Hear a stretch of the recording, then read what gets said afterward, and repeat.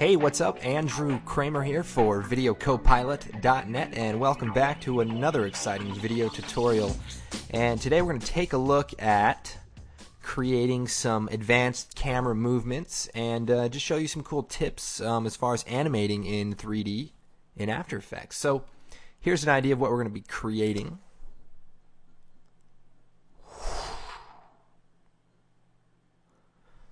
So as you can see, we kind of start out in this 3D world and we kind of fly around in a nice fluid movement, and we do all this with very few keyframes, and it's very precise, so you don't have to be adjusting handles and doing a lot of crazy stuff to try to get the animation right by simply animating the camera, but instead we're going to be using a few null objects, which, before we get started, I want to go over a little technical example. Here's our camera set up in a mini a 3D scene, basically.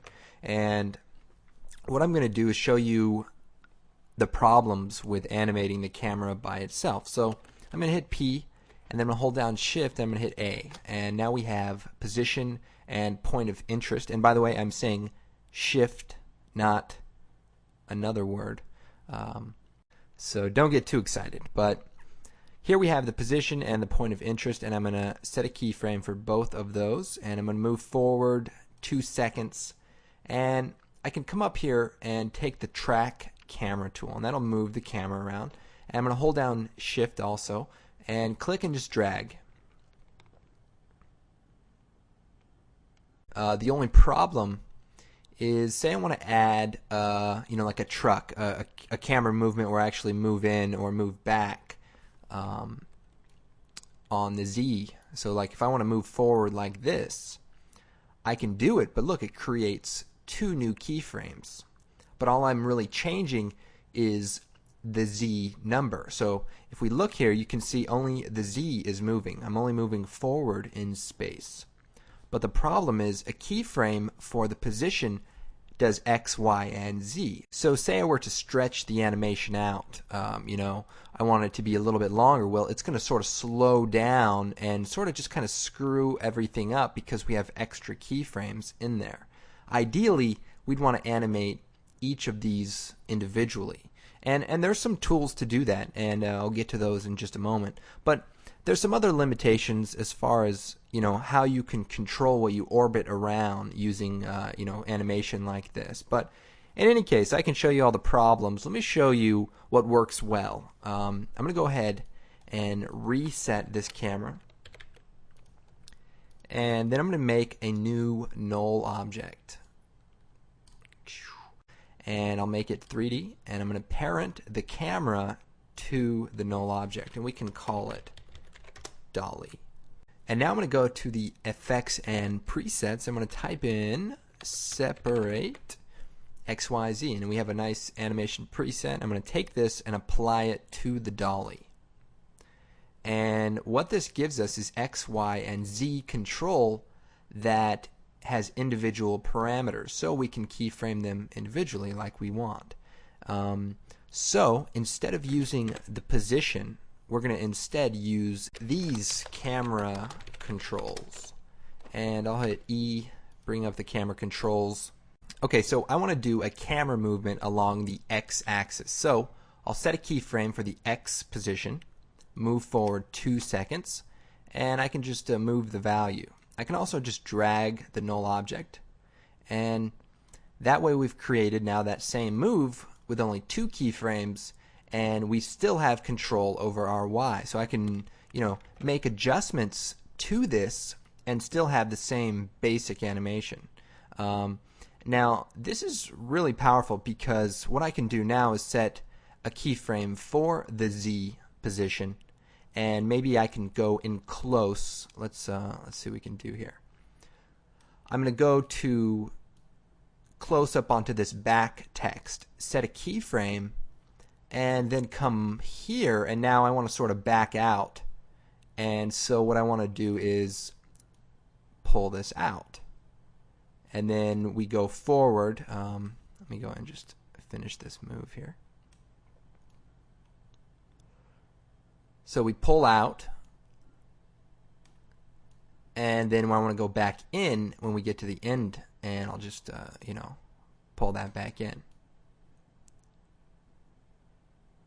So here I have precise control over each axis and how I want the camera to animate, and this is the way to do it. Okay, so we got this out of the way. Let's go ahead and get started. I'm going to create a new composition, and we'll make it 864 by 486, 24 frames per second and 10 seconds. And I'm going to create a new solid, and then I'm going to create another new solid. We'll make it red just to differentiate it, and we'll call this background, and this is going to be particles. And then we'll choose effect, trap code, particular.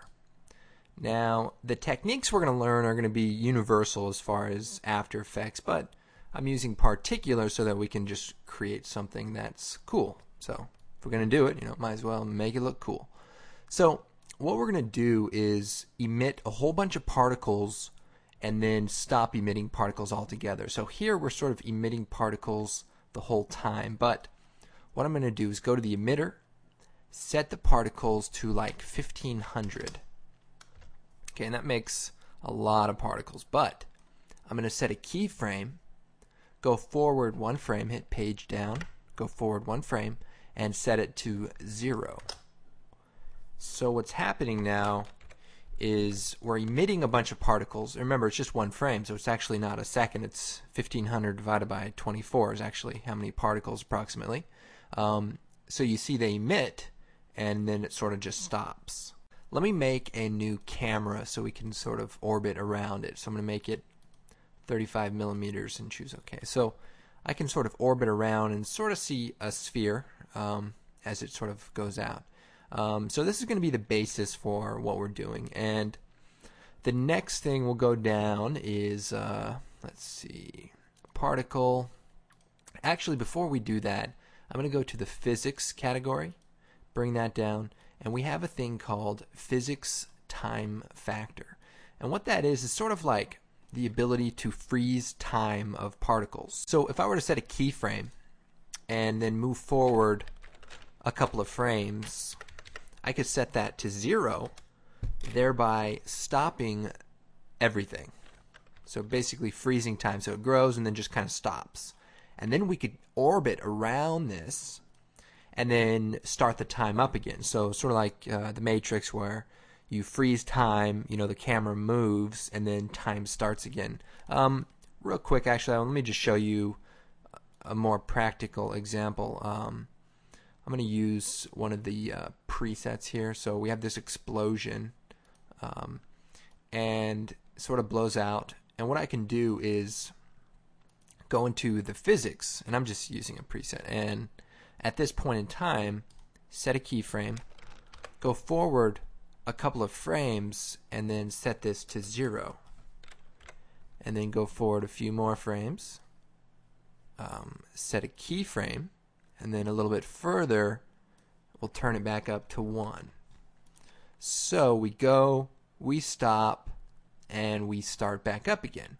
And then using the camera here, I'm going to just quickly animate the position, just so that we can sort of see just what's going on. I can just sort of fly around it here.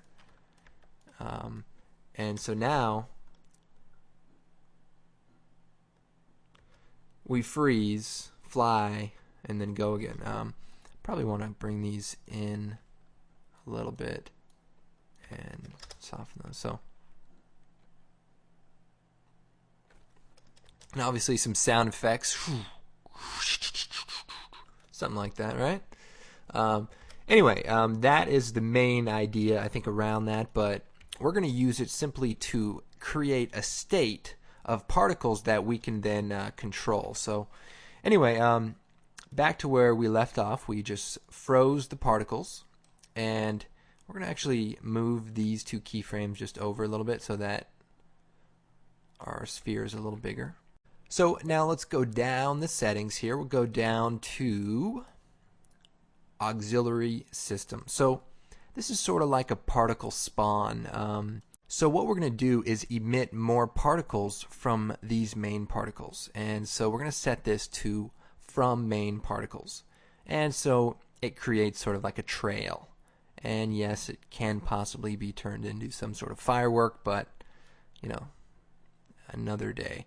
We want to increase the particles. Let's make the life 1.5 seconds. Let's change the color over life. So here from birth to death, and we have a couple of presets here. I'll actually make it like darker red, and then we'll add like a lighter red in here, and then white. So that's kind of the idea, and we can sort of fly around this. Kind of looks 3D, so it's kind of cool. We'll make the size 1.5, so we want them to be pretty small. And then I'm going to increase the particles a little bit more, even just so that it sort of fills that in. Let's see. We can also change the size over life, and we can sort of draw our own curve if we want them to sort of start out a little bit smaller and sort of grow over time. Now we have these awkward looking particles, our original particles, so we want to sort of get rid of those. And the best way to do it is to just set the size to 0. And then they just disappear. And even though we have this animation, I'm going to actually just start the work area right after it. And that way we can sort of just work from this point on. And we'll turn the opacity of the auxiliary particles up. So anyway, there's a million settings, but just try to focus on the main ones for now. And to add some randomness to all this, we're going to go into the physics, air, turbulent field, and we'll just play with this. So we're going to affect the position. You know, we can scale this up, kind of make it look kind of crazy. So that looks pretty good, and we're sort of having some spreading problems, so I'll just go back to the auxiliary system and increase the particles, and then maybe bring the opacity down just a little bit. So anyway, this is sort of what we want. And then also we can go to the top of the emitter and increase the velocity.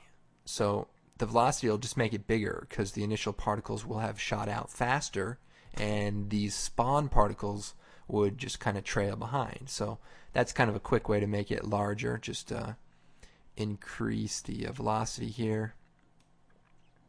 What else can we do? We also have the random velocity, so some will be longer, some will be shorter. You can just set the randomness here, maybe like 40%. Also, we want to turn on the depth of field for the camera. So I'm going to hit AA. It brings up our camera options, and we're going to turn the depth of field on. And then we also have to turn it on for particular, and we do that at the bottom under the render mode, full render plus depth of field. Then if we turn the aperture up to about 100, we want to like really have depth of field, and the blur up to about 500. We're going to have like some serious depth of field. And then we can sort of move our camera in a little bit, and you can see we have this kind of cool thing here. I'm going to set the resolution down to half. This is, of course, is going to take some render power, so just be careful. You probably want to work with it off and then turn it back on for the final render, but that's that. Also, the focus distance, so that's sort of like what we focus on. We want that just to be like near the tips of the frontmost particles. So that's kind of what looks cool, and we'll go with that.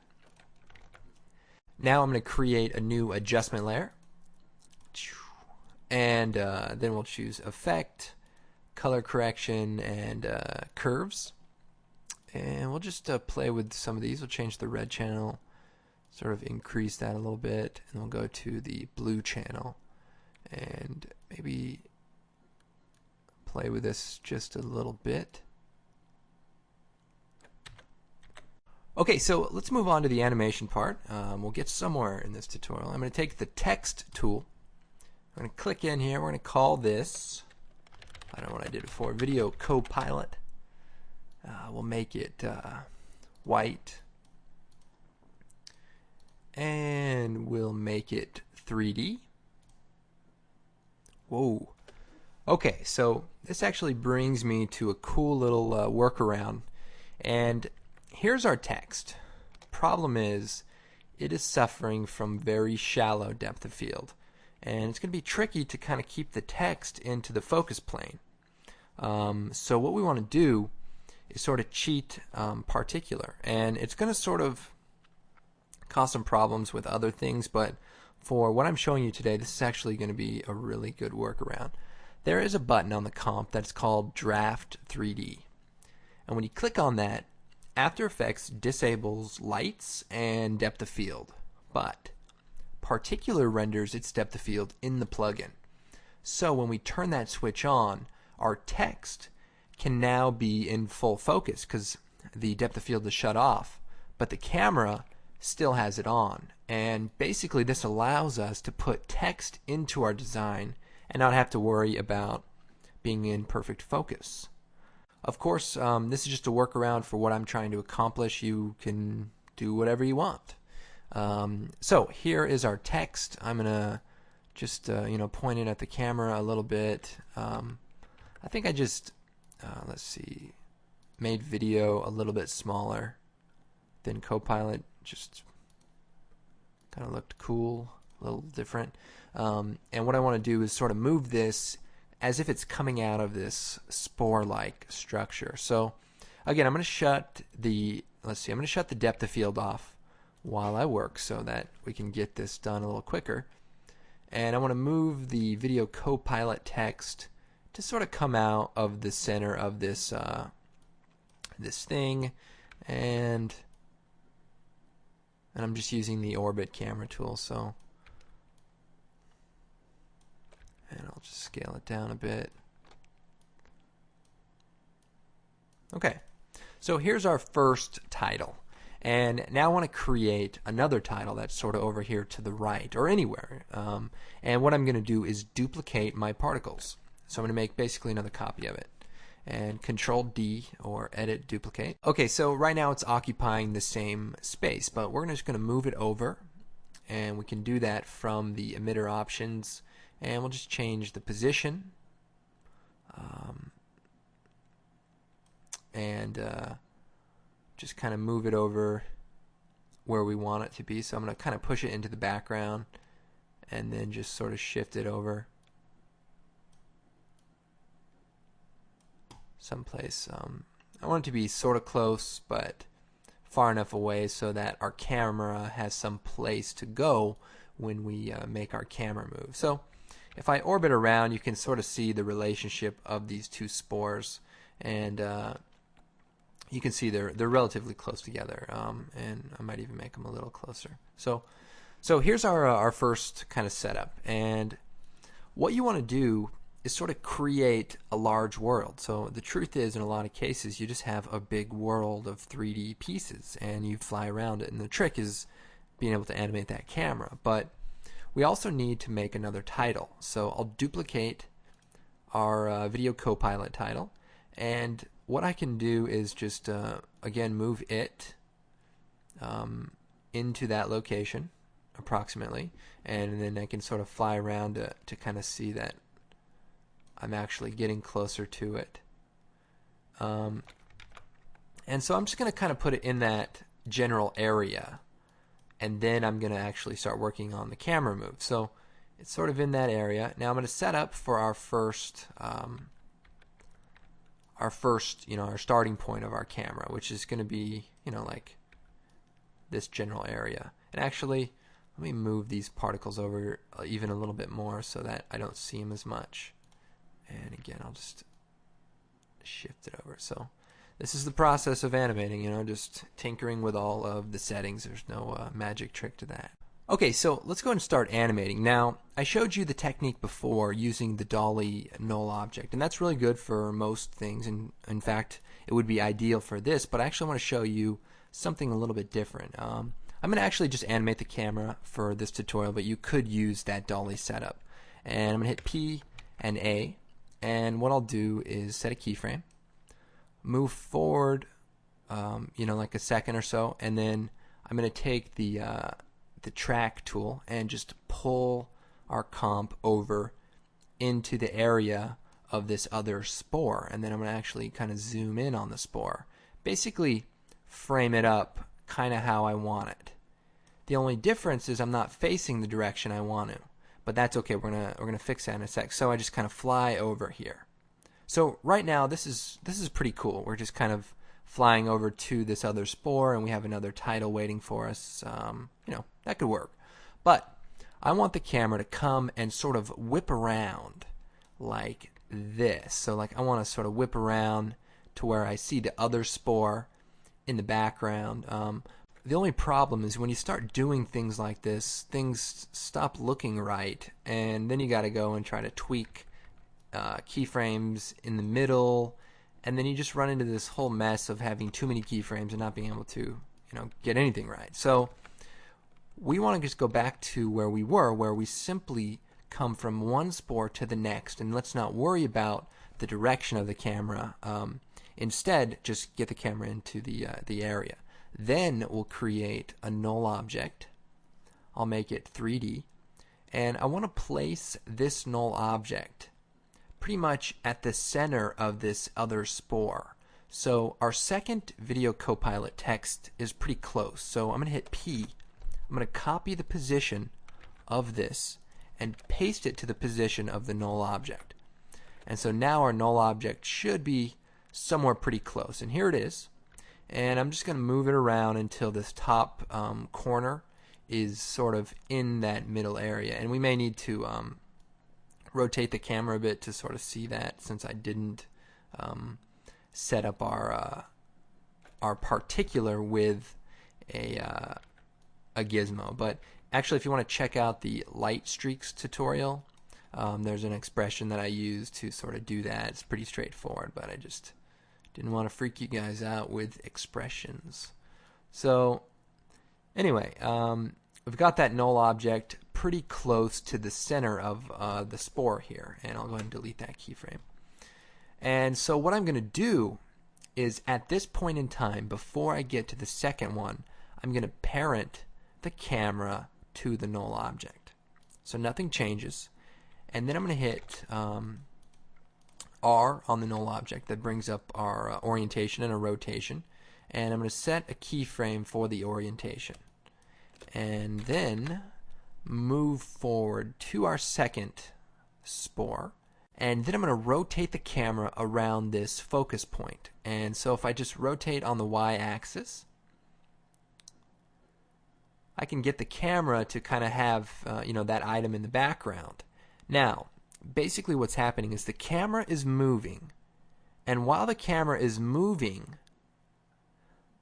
it's also being rotated around this center point, which is very cool because that's what we want. We want it to sort of kind of keep a focus on that area.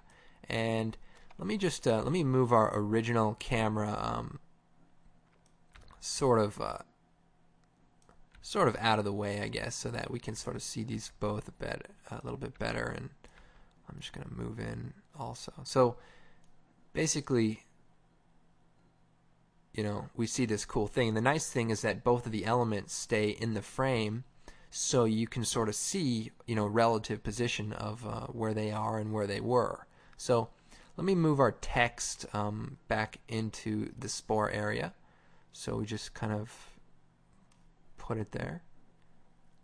And then once we get to our end position, then we can sort of rotate the text to be facing the camera for this particular shot.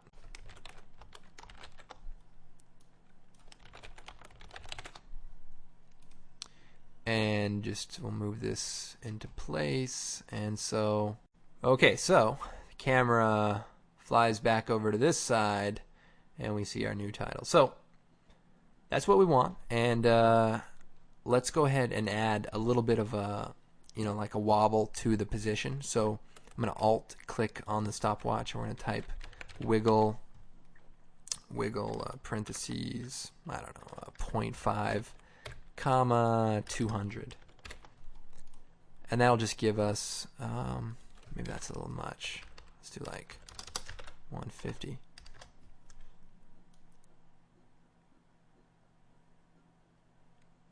So that's pretty cool, and I guess I'm going to have to just sort of reposition our camera since that wiggle really changed it.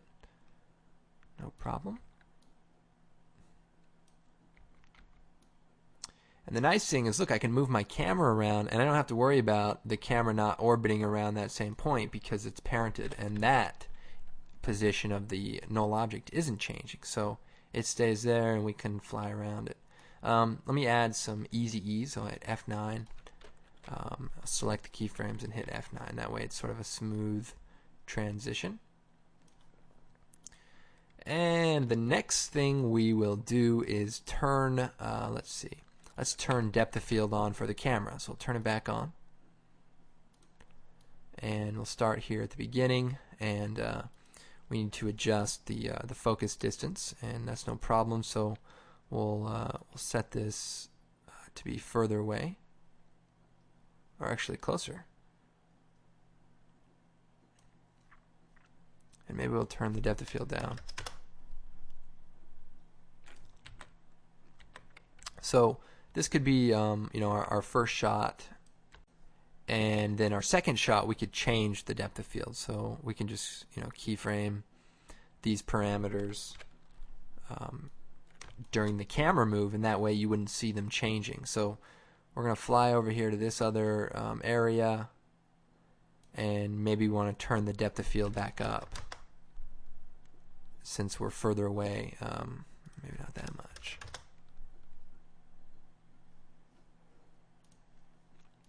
And just kind of create a different look there. Let me shut the null object off, and I actually want to add a little bit more noise to our spore. So I'm going to go into the to the physics, air, turbulent field, and we'll just change the effect position a little bit, and we can turn the scale down to like 8, or actually it's reverse, so like 13.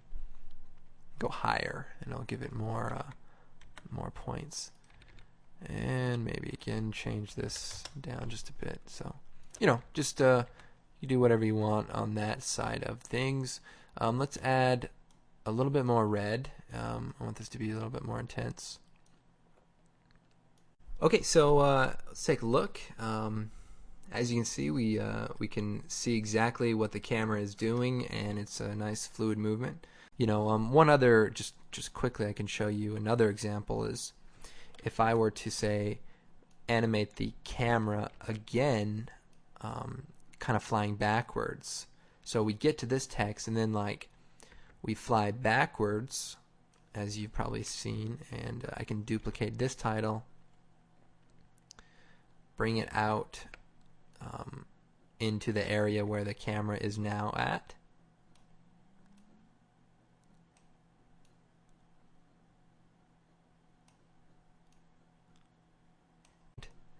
And then we back up, and here's another title waiting for us. And what you usually want to do is during transitional periods fade things out. So we could fade or blur out the text from this layer so that when it moves, you just see it fade out, and then we're on to our new title,